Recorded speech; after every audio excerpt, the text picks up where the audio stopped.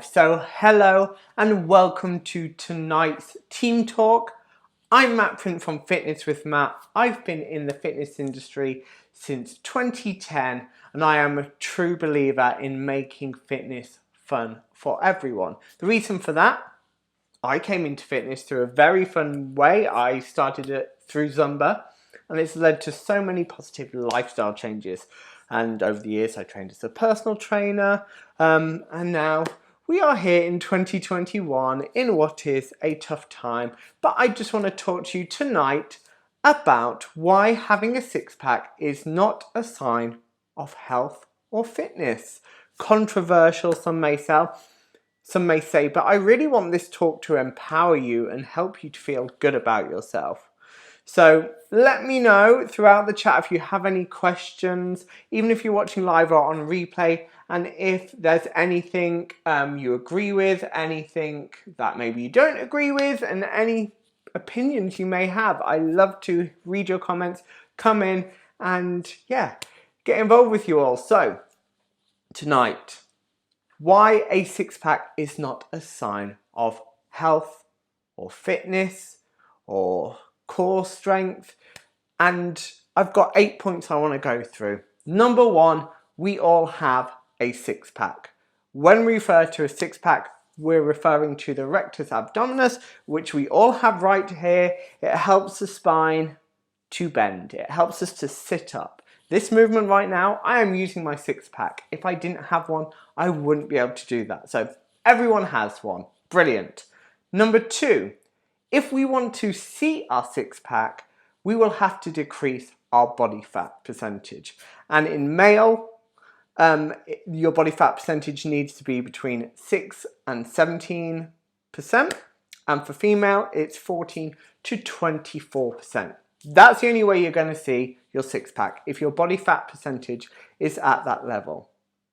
Point number three, a visible six-pack does not give you any more worth than anyone else. It does not mean you are fitter than anyone else. It does not mean your core is strong. It just means your body fat percentage is between those estimated ranges, so we can see your six-pack. So we can quickly see that this idealization of a six-pack is kind of unfounded and often very harmful. For someone like me, to get a six-pack, it's going to be a pretty miserable journey for me because A, I don't want it that badly, and B, I know the work that's going to have to go into it to get my body fat percentage to a place for me to see them. And I just don't want to eat in that restrictive way for me to get that. But we all know that one person who can eat literally everything and they are slimmer. They may have a six-pack. That doesn't necessarily mean that they're healthier and fitter than you. Just means that maybe they've got a higher metabolism. And so we put people on a pedestal and this idea of having six-pack because we associate it with being fitter than everyone else, having a strong core, being able to do lots of sit-ups. Actually, it's not that functional for everyday life, being able to do lots of sit-ups. So my next point is, and I see a lot of people sharing stuff like this on social media, they will post like 7 moves to get you a six-pack in 7 weeks. It's a lie. Okay, I'm going to say it right now. If there is something you see on the internet that is promising you a six-pack in a really short amount of time and only gives you advice on what exercises to do, it's not going to give you a six-pack. So stop sharing it. And if you want, you can type "this is rubbish" underneath it and send them to me. That's fine. They're just selling you a false promise, and marketing is strong, and this association with having a six-pack seems to draw a lot of people into it. So please don't share stuff like that on social media because it's just spreading the myth, you know, that by doing 100 crunches a day you're going to six-pack. Ain't going to work. It's a lie. Number 5. This is the more important part of the talk. We all, hopefully you're watching this because you're interested in your own health and fitness. But I am encouraging you to think about your fitness in a different way. I'm trying to make you think about it in terms of your health, your longevity, having a long, fulfilling life where you're still mobile agile, able to do things for yourself. So maybe a more suitable goal would be to build and maintain muscle throughout your life. Because as we hit certain ages, when we're 60 plus, we don't have the ability to build the same amount of muscle. And in fact, muscle decreases. So we can see why we end up shuffling around and unable to pick up our legs as we get older. So it's really important for our health to stay fit and well for longevity, so we can have a fruitful older life when hopefully we all get to retire. Next, if we're thinking about nutrition, maybe think about having a diet, and I mean a way of eating, that is rich in fibre, so you have a really healthy digestive system.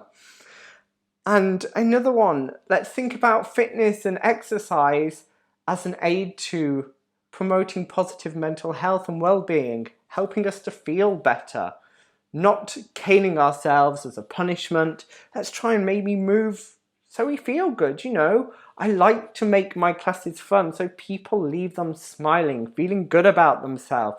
That is far more important to me than someone having a six-pack. Because no one stands at a party and is like, oh, look at my six-pack, I've got a six-pack, yeah.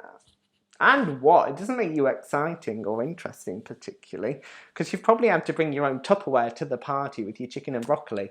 That's a bit of an exaggeration and, you know, etc. But we'll cover that another time. So, number 6, your weight does not define you. A bit like the point I just made. It just doesn't make you any more interesting, any less interesting, being heavier or lighter, okay? There's a lot more evidence coming out that obesity isn't actually the risk factor, that it's more nuanced than that, and BMI should basically be banned. There is research showing that now. Number 7, aim on the fitness you are doing, the core exercises specifically you are doing, being functional, helping you with your everyday life. That's why in my classes like Fitness Pilates, we've got functional core this week, because crunches, yes, we need to sit up in the morning, but the rest of our day, we don't really use this movement. We all need to strengthen our back, which is part of our core. We need to improve our posture, because our lifestyles now are all here, like, oh, you're watching me now, sit up. No, but functional fitness is really important because it's going to help you to move better in your life, and it's going back to this longevity. So if you're wanting to train your core, train it for everyday life, make it agile, mobile, don't just focus on the abdominal crunch or how long you can hold a plank for, say. And finally, one size does not fit all, at all. So what works for one person with their health, fitness and well-being is not necessarily going to work for you. What you have to do is make whatever physical activity, nutritional protocol, way of eating work for you. Make it sustainable for you and make sure it makes you happy and enjoy life, because it is short, it is precious. So, I've done my talk now. I've covered my 8 points. Love to know what you are thinking. And as I say, I really try and make sure classes are fun and functional, and they're going to help you in your everyday life. And in all my classes, I will explain why we're doing an exercise. I won't just be like, do this, do this, do this. I'll try and explain why, so you understand how it's benefiting you more than me making you sore the next day or just giggling because you're struggling with it a little bit. Not that I ever do that. Don't worry. I usually laugh at myself a lot in my classes. So I hope that helps you. If you've been watching these for weeks and want to jump into classes, now is a great time. The kids are going back to school. Now it's time to focus on you and your health and well-being and finding something that fits you, a class that works for you, something that you enjoy and want to keep doing, okay?